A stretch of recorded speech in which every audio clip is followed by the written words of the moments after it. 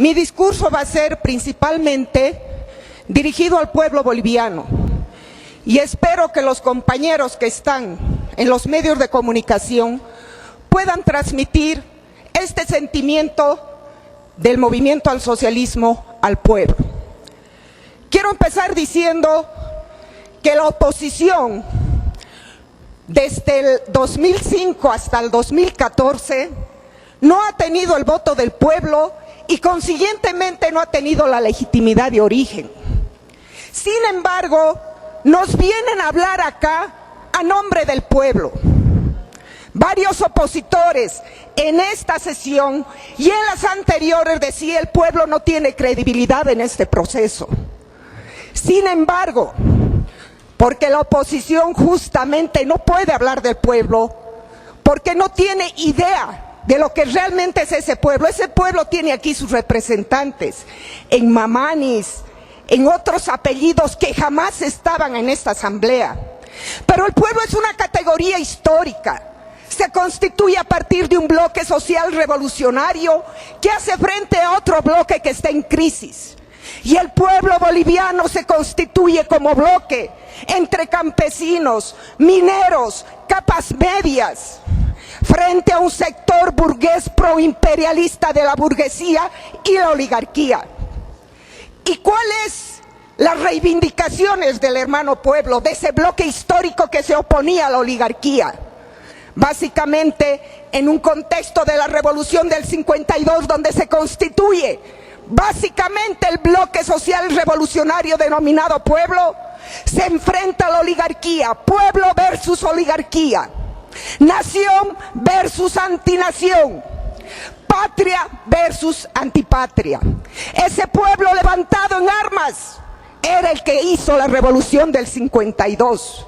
¿Y qué hizo el MNR para derrocar y desarmar al pueblo? Hizo caso, lógicamente, a la burguesía que dice hay que reconstruir las Fuerzas Armadas, porque en ese entonces el pueblo estaba armado. No había Fuerzas Armadas porque a las Fuerzas Armadas se las derrocó porque respondían a los intereses de la rosca minero feudal. Pero ese pueblo sigue interactuando durante las dictaduras. Ni un opositor de aquí dio el pecho para conquistar la democracia. Primero, frente a la coyuntura de Barrientos, ese pueblo se levantó en la Asamblea del Pueblo y puso en jaque mate a toda esa burguesía proimperialista que quiso reconstruirse después del 52. Con la apertura democrática, ¿cuál de ellos hizo huelga de hambre? ¿Acaso no fueron las mujeres mineras de ese pueblo que derrocaron a las dictaduras juntamente con mineros, obreros, campesinos? ¿Ellos dónde estaban? Conspirando para el Congreso del 80, para que en este Congreso, en ese momento, todos los partidos de la derecha pudieran llevar el gobierno neoliberal. Y en ese contexto, ese pueblo que está expresado acá, consiguientemente tienen que lavarse la boca para nombrarlo siquiera. Pero además quiero decir otra cosa. Desde el 67 hasta la Constitución del 94, 44 años hicieron del cuoteo político. ¿Para qué? Para elegir a los magistrados. Y acá se ha mencionado claramente un nombre, pero yo estoy seguro, hermanos queridos, que ustedes no saben quién es la señora Beatriz Sandoval. ¿Saben o no saben? Díganmelo. La señora Sandoval es la madre de la diputada Capobianco, porque ¿quién era su mamá? Beatriz Sandoval, que la apoyó el MIR con el MNR, y aquí ella nos viene a hablar de transparencia. Yo le pregunto, ¿su señora madre se sometió a un proceso de preselección? ¿Su señora madre se sometió a preguntas que va a formular la universidad? ¿Su señora madre hizo o fue parte de su elección un reglamento? No. Esto se arreglaba en el Palacio de Gobierno, como dice aquí esta nota de prensa. ¿Qué separación de poderes nos quieren hablar ahora cuando en el Palacio de Gobierno esa era la forma de elección. Ahora bien, yo quería responderle concretamente a Ojopi. Ojopi, muy suelto de cuerpo, nos trae todo el contexto del 2011 de la elección. No tiene una idea siquiera cómo se hace un análisis de la metodología política. Estamos analizando el actual proceso de selección que nuestra presidenta ha hecho notar claramente las diferencias de lo uno y de lo otro. Pero acá, aprovechando las cámaras, se quiere evaluar el presente con la coyuntura del pasado, del 2011. ¿Qué es lo que no dicen ellos? Tendrían que decir las diferencias cualitativas que hay de un proceso a otro, que felizmente la prensa lo ha registrado a través de la intervención de la diputada Montaño. Pero ¿cuál es lo más importante para nosotros, hermanos y pueblo boliviano? Que el movimiento al socialismo tiene la capacidad suficiente de hacerse una autocrítica. Y ese pueblo con el cual ellos se lavan la boca hizo la cumbre de justicia para decirnos: nos equivocamos en la ruta, hay que corregirla. La mesa 1 y 3 de la cumbre de justicia a nosotros nos dio la ruta, y a raíz de eso sale el reglamento. Y esa es la gran diferencia, hermanos, porque un revolucionario, si no se hace una autocrítica, jamás podrá avanzar en el proceso de cambio. Y por eso nosotros militantemente aquí, a partir de esa autocrítica, hemos corregido la ruta y la conducción para la elección de magistrados. ¿Y por qué, compañeros? ¿Por qué hemos tenido que hacer todas estas reformas? Hemos tenido que hacer reformas, y acá también respondo a algunos de la oposición. Dicen, como fracasó el 2011, porque no quieren hablar de esta coyuntura, hay que declarar desierta todo el reglamento. Y eso denota, hermanos, un poco conocimiento en la normativa. Cuando hay problemas como se han presentado, lo conveniente es justamente sacar una ley de excepción.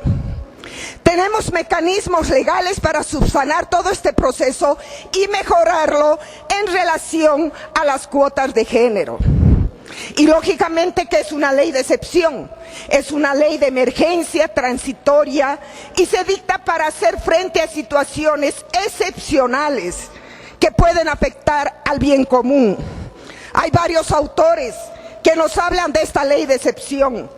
Por ejemplo, dice, va a haber una ley de excepción cuando las regulaciones jurídicas de carácter excepcional constituyen una doctrina reconocida, aplicada a todo proceso jurídico. ¿Para qué? Para establecer salvedades temporales. Nuestra ley de excepción es claramente, queremos, y no ellos, nosotros queremos mejorar las cuotas de género, la representación y la paridad de género. Porque ese proceso, compañeras, no le ha costado a las mujeres de aquí, neoliberales, que planteaban la ley de cuotas, porque era una democracia restringida, era una democracia representativa, pero el pueblo, sus organizaciones sociales, ya desde la memoria histórica larga, ya se elegía esa paridad. Así funcionaban ustedes, a través de la democracia comunitaria, la democracia directa y la democracia paritaria. Eso les hemos enseñado, porque eso se ha institucionalizado, se ha constitucionalizado, y eso no había antes.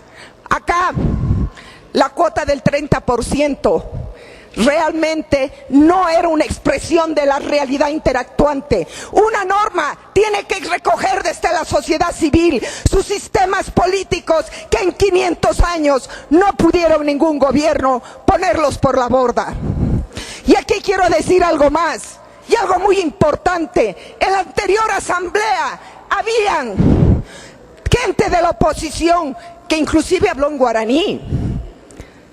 ¿Para qué les interesaba?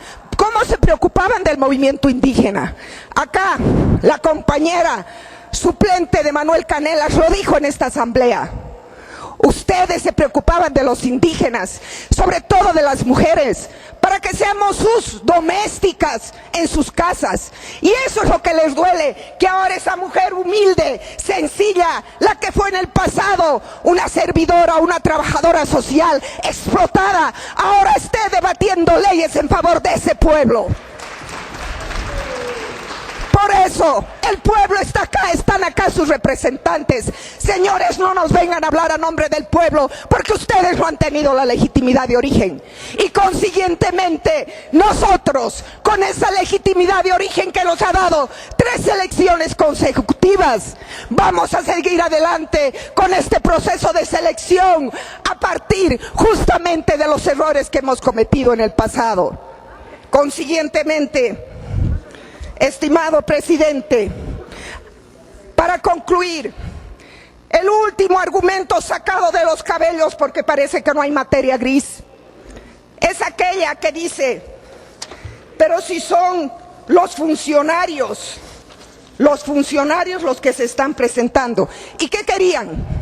¿Que vengan los veterinarios? Por supuesto, pues, que tienen que ser gente que está en el ámbito de ¿qué? En el ámbito de la profesión, porque se requiere esos años de experiencia. ¿Cuál es la diferencia? Que esos funcionarios van a ser debidamente calificados en las 2 comisiones.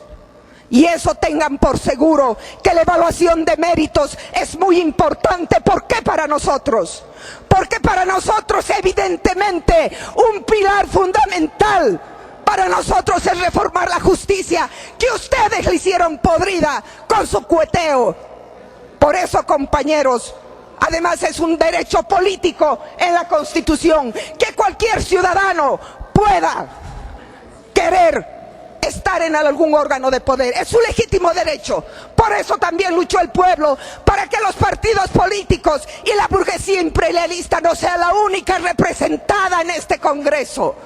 Consiguientemente, hermano presidente, hermano presidenta de esta asamblea, yo voto por ese reglamento, por esa ley de excepción, porque estamos seguros, como movimiento al socialismo, que vamos a seguir avanzando en los cambios estructurales, hoy más que nunca. Y en ese sentido, compañeros, no los dejemos intimidar con esas mentiras de la oposición, que lo único que dicen es para agarrar y confundir a ese pueblo. Pero felizmente el pueblo tiene historia y ellos no nos pueden venir a hablar a nombre de ellos. Yo con esto concluyo, hermana presidenta. Creo que la legitimidad de este proceso y la legalidad que está siguiendo va a marcar un nuevo hito en la historia de los cambios revolucionarios que lleva adelante nuestro presidente Evo Morales Ayma.